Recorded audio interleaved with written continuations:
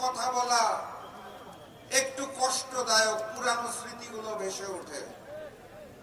কিন্তু যেই নির্বাচনী ঐক্য গঠন করা হয়েছে, ফ্যাসিস্ট হাসিনা মুক্ত ভারত শহীদের রক্তের বিনিময়ে যেই নতুন বাংলাদেশ গঠন করার পরিকল্পনা নেওয়া হয়েছে, সরকারি ঘোষণা করেছেন কোন বৈষম্য চলবে না। বাংলাদেশের 64 জেলায় 64টা বিশেষায়িত হাসপাতাল করা হবে।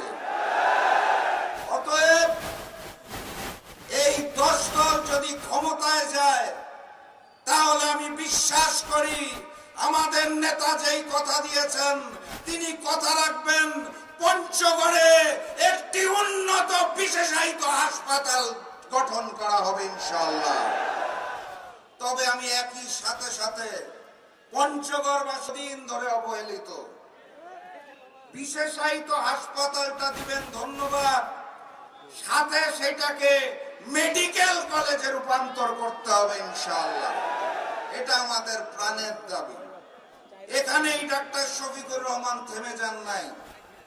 উনি ঘোষণা দিয়েছেন বাংলাদেশের যারা কৃষক রয়েছে তাদের কৃষি কর্মকাণ্ড সুন্দরভাবে পরিচালনা করার জন্য কৃষি যেই ঋণ দেওয়া হয় সেটাতে কোনো সুদ থাকবে না, সুদ মওকুফ করে দেওয়া হবে কৃষকদের জন্য।